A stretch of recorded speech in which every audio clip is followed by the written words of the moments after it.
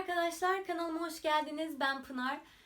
Malum ülkemizdeki koronavirüsü hastalığından dolayı yabancı dil olarak Türkçe öğrenmek isteyen öğrencilerimize ve diğer tüm arkadaşlarımıza bu kanalı açarak yardımcı olmak istedik.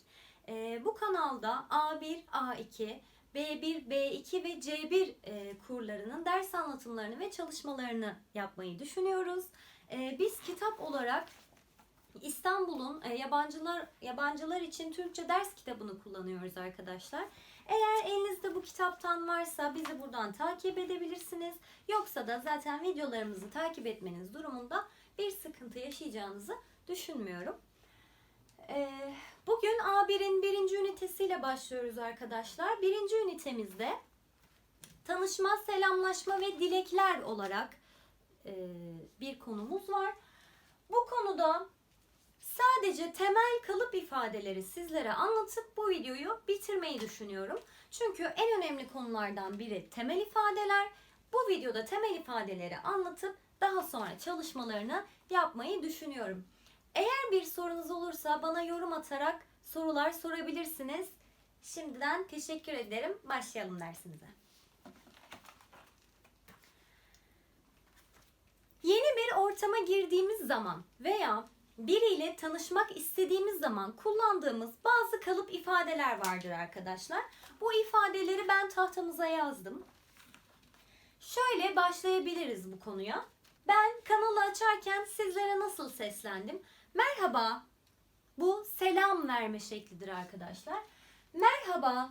Benim adım Pınar. Telaffuz için bunları sürekli sizlere tekrarlayacağım ve siz de videoda nasıl söylenmesi gerektiğini öğrenebileceksiniz. Merhaba. Benim adım Pınar.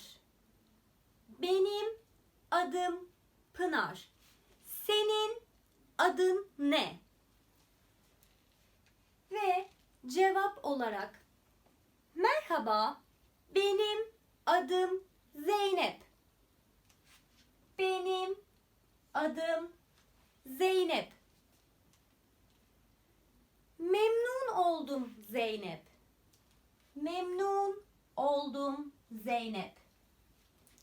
Ben de memnun oldum Pınar. Kalıp ifademiz bu arkadaşlar. Bizim için önemli olan bu. Ben okulda da ilk bir haftamı öğrencilerle kaynaşmak, tanışmak, sohbet etmek için geçirmeyi düşünüyorum. A1 öğrencilerimizle de ilk başta bunu en azından 3 gün sürekli tekrar ediyoruz. Türkçe'de tekrar etmek ve telaffuzu düzgün kullanmak çok önemli. Sizlerle de bunların çalışmalarını yapacağız.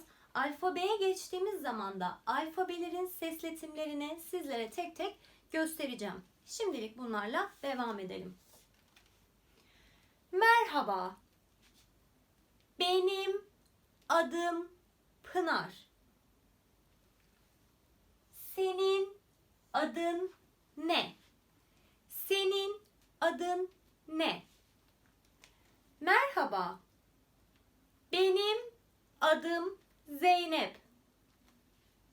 Benim adım Zeynep. Memnun oldum Zeynep.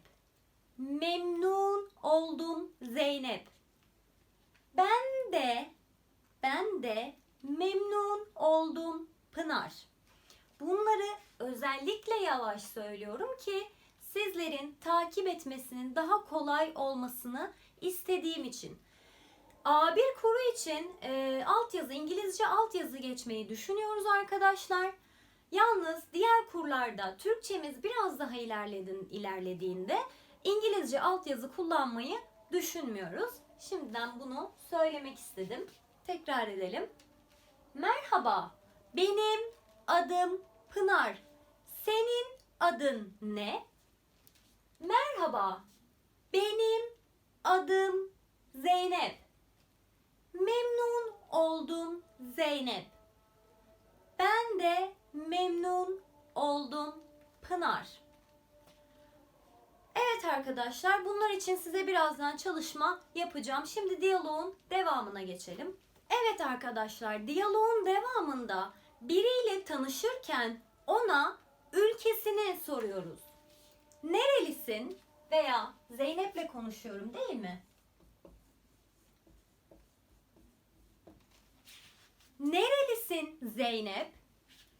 Iraklıyım, Arap'ım. Sen nerelisin? Sen nerelisin? Önce ülke, sonra da milliyet söylüyoruz. Iraklıyım, Arap'ım. Sen nerelisin? Ben Türkiye'liyim, Türk'üm. Tekrar ediyorum ve bu konuyu geçiyorum. Nerelisin Zeynep? Iraklıyım, Arap'ım. Sen nerelisin? Ben Türkiye'liyim, Türk'üm.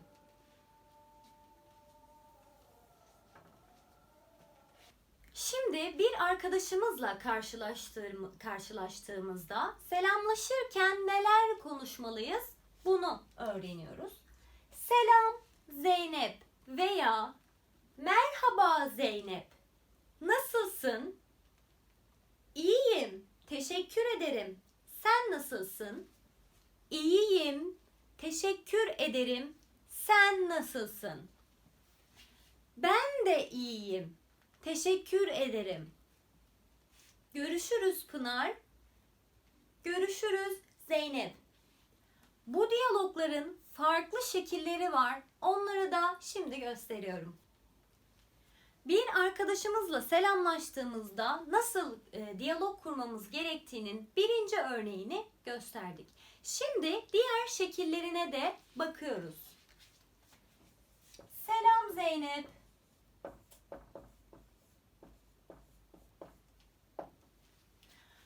Arkadaşlar bu diyalog samimi olduğumuz arkadaşlarımızla aramızda kurabileceğimiz bir diyalog. Selam Zeynep. Ne var ne yok?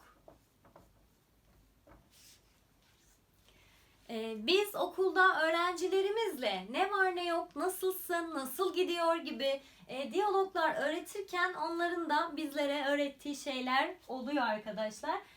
Iraklı öğrencilerimden öğrendiğim bir kalıp ifade var. Ne var ne yok? Şikumeku hocam derler bana. Ben de onlara makuşi, ziyen diyorum. Bunlar bir şey yok, iyiyim gibi anlamlara geliyor. Zaten izleyen Iraklı öğrencilerimiz veya diğer Arap öğrencilerimiz de gördüğü zaman anlayacaklardır. Devam edelim. Selam Zeynep. Ne var ne yok? Selam Pınar.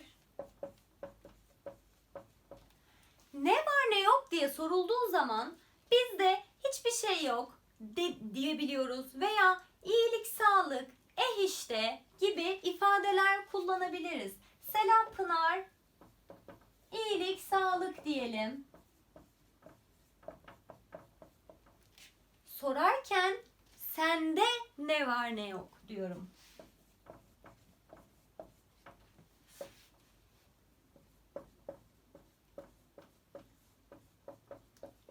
Veya şöyle de kullanabilirim.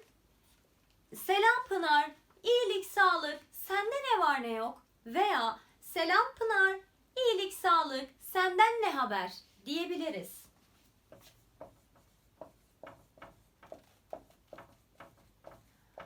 Ama az önce söylediğim gibi unutmamamız gereken küçük bir detay var arkadaşlar. Bu diyalog samimi olduğumuz arkadaşlarımızla kurabileceğimiz bir diyalog. Resmi diyaloglar için de birazdan sizlere örnekler göstereceğim. Cevap olarak bize Zeynep Pınar da desin ki işte iyilik, sağlık desin. Bu ifadeyi şöyle gösteriyoruz öğrencilerimize.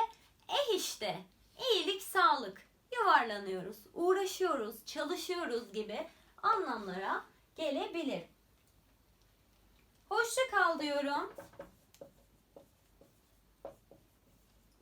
Ve o da bana güle güle diyor arkadaşlar.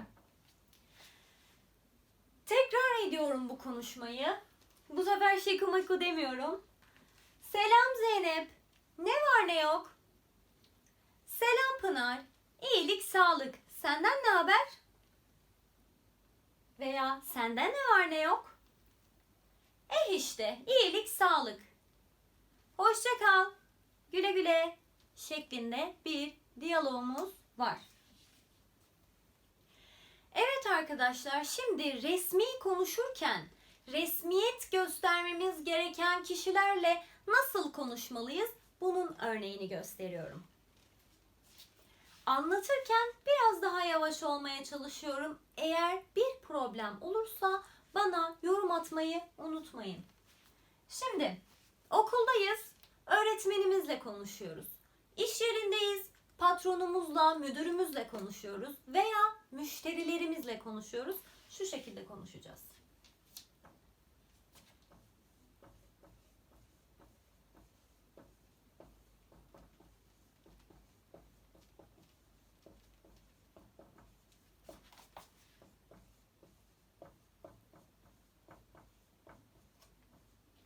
Merhaba öğretmenim.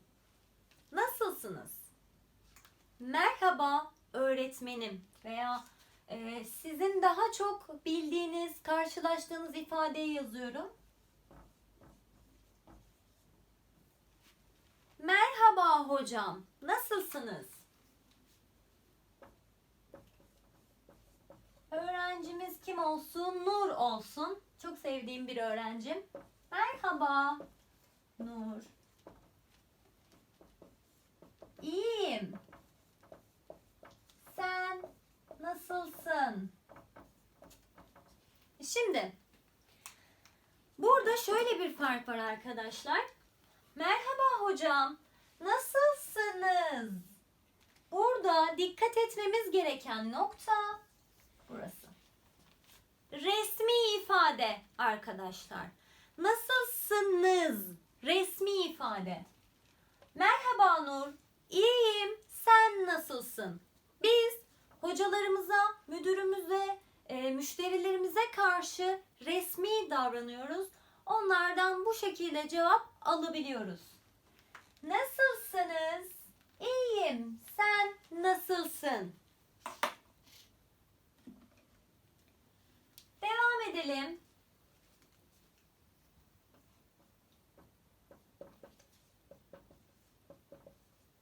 İyiyim. Teşekkür ederim.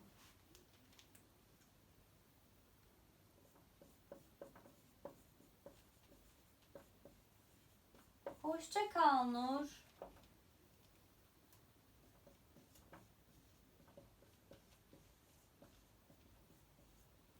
Güle güle. Hoşça kal Nur diyorum ve güle güle veya güle güle hocam şeklinde bir cevap alabilirim. Tekrar ediyorum diyaloğu telaffuzu anlayabilmeniz maksadıyla.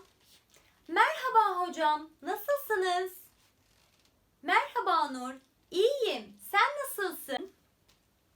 İyiyim, teşekkür ederim. Hoşça kal Nur.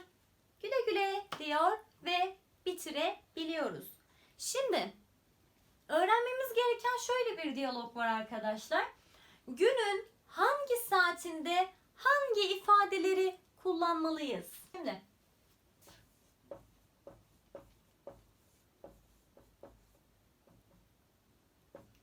günaydın. İyi günler.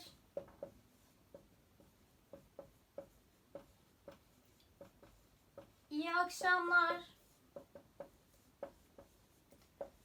Ve iyi geceler şeklinde ifadelerimiz var.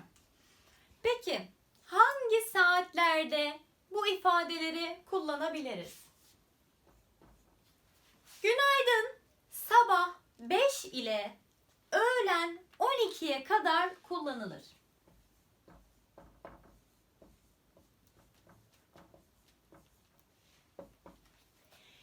İyi günler ifadesi öğlen 12 ile akşam 5'e kadar kullanılır.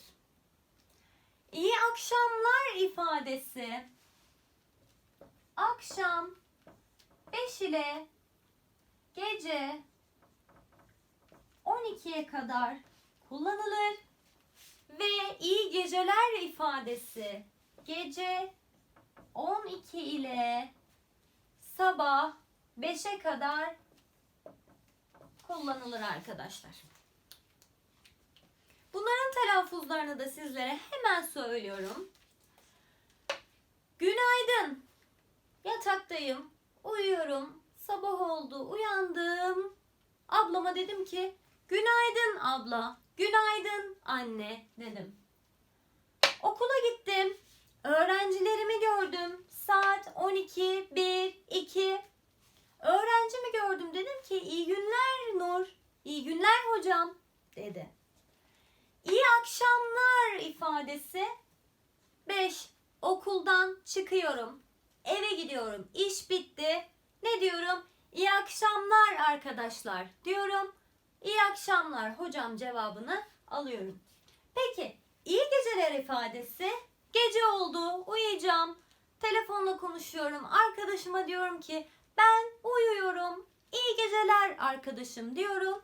Yatıyorum, uyuyorum. Şimdi size küçük bir çalışma yapacağım. Daha sonra da videomuzu bitiriyoruz arkadaşlar. Evet arkadaşlar ilk çalışmamızla karşınızdayız. Şimdi bu küçük çalışmayı birlikte yapıyoruz. Daha sonra ben size yine bu şekilde küçük küçük çalışmalar vereceğim. Merhaba Ali. Nasıl cevap verebilir bana? Merhaba Ali. Merhaba Ayşe. Hemen yazalım. Merhaba Ayşe. Nasılsın? İyiyim. Teşekkür ederim. Sen nasılsın? Ben de iyiyim. Teşekkür ederim.